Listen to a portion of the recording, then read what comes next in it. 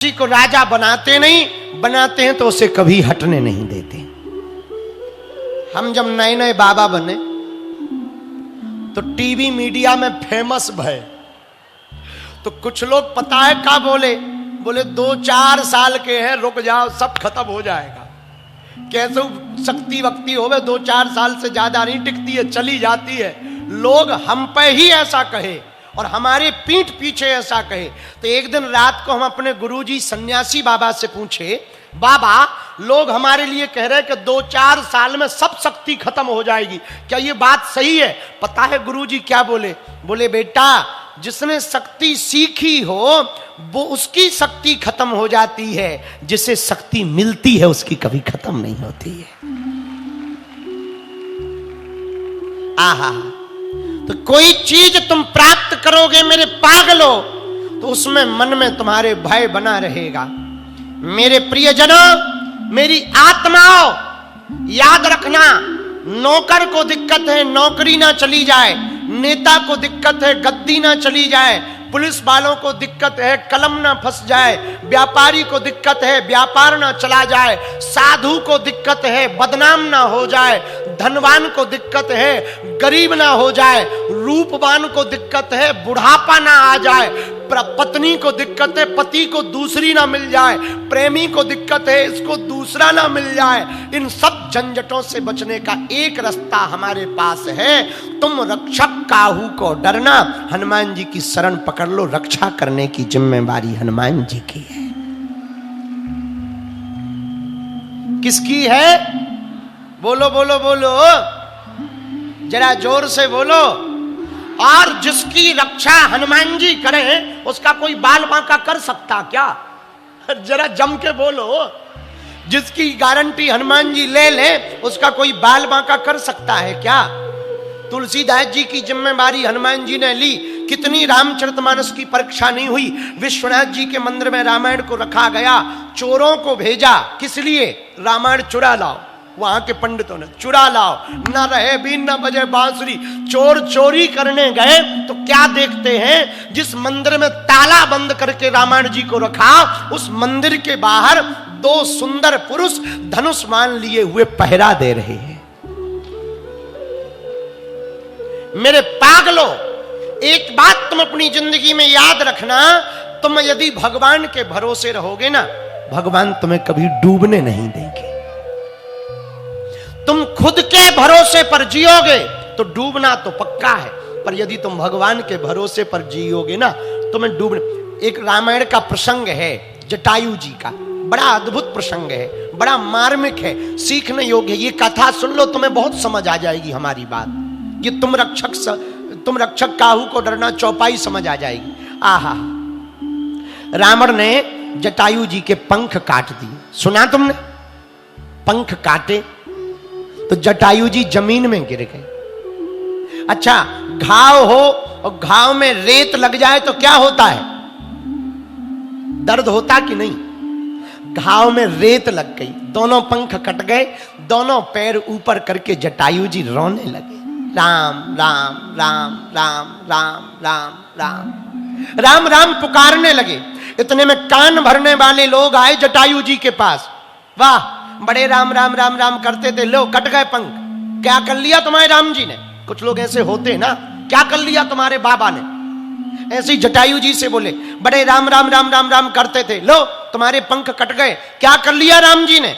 आज यदि पंख होते तो तुम कम से कम राम जी के दर्शन करने तो अयोध्या चले जाते। अब पंख नहीं है, अब पड़े रहो, मर जाओ। बड़े राम राम करते थे, क्या बचा लिया तुम्हारे भगवान ने? जटायु जी ने पता है क्या जवाब दिया? जटायु जी बोले, भला हुआ जो मेरे पंख कट गए। भला? सुनने वाला बोला पागल हो क्या?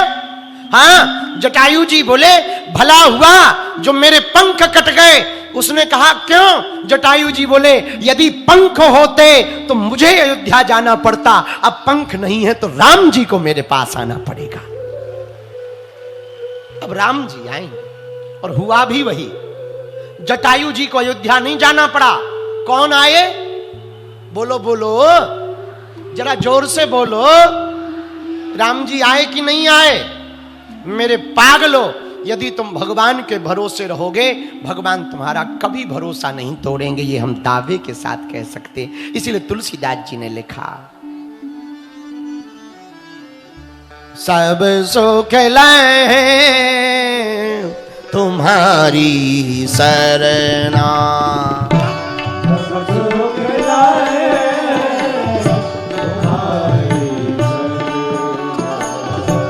सब सुख लाए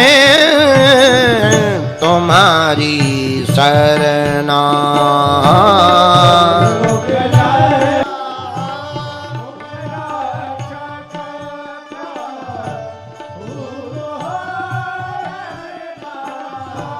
तुम रक्षक का सो डरना,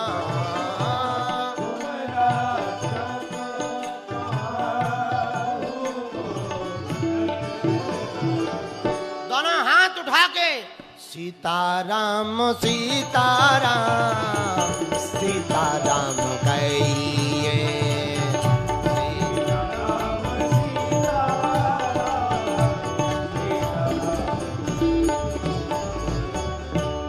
सब सुख लहें तुम्हारी।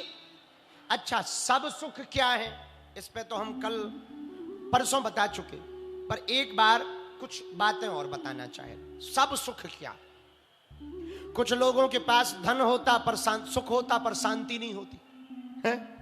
सुख कई लोगों के पास है पर शांति नहीं है। हमारे पास बहुत अमीर घराने के लोग आते हैं, हम उनसे पूछते हैं क्या दिक्कत है, तो माताएं आती, महाराज आपकी कृपा से सब कुछ है, गाड़ी है, बंगला है, भगवान की कृपा है, बच्चे हैं, पति बहुत बढ़िया है, बस एक ही दिक्कत है। उनका क्या है? हमारा मन ठीक नहीं रहता। अब बताओ ये कौन सी बीमारी है भैया?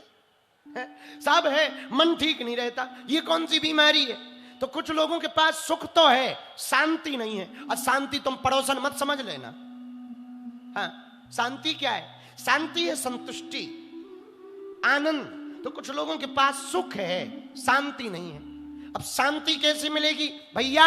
सुख तो साधनों से मिलेगा, पर शांति भगवान के भजन से मिलेगी। हनुमान जी की शरण से शांति प्राप्ति होगी। बोलो सीताराम, जोर से बोलो। अच्छा, सुख हो, संपत्ति हो, पर शांति ना हो तो क्या कोई काम का है? जरा बोलो भाई। नदी हो, नदी में पानी ना हो तो क्या नदी किसी काम की है? जोर से बोलो। गाड़ी हो पर ड्राइवर ना हो और खुद को चलाना ना आता हो तो क्या गाड़ी किसी काम की है? बोलो जरा, अरे जोर से तो बोलो। पंडित जी बढ़िया हो पर ज्ञान ना हो तो क्या है पंडित जी बढ़िया काम के? अच्छा, महात्मा हो पर त्यागी ना हो तो क्या महात्मा कोई काम के हैं? जरा बोलो बोलो। अच्छा, कथा जजमान कथा बढ़िया करवा रहा हो पर श्रद्धा ना हो, जजमान कोई काम का है? अरे बोलो जरा, जोर से तो बोलो। अच्छा, माताएं कितनी भी सुंदर हो पर मांगना भरी हो। विवाहित माता कितनी भी सुंदर हो पर सिंदूर ना भरा हो, क्या बढ़िया लगेगी? किसी के पास बहुत धन हो पर संतान ना हो, क्या वो धन किसी काम का है? बोलो। उसी प्रकार मेरे पागलो, तुम्हारे जीवन में यदि भजन नहीं है तो जीवन भी किसी काम का नहीं है।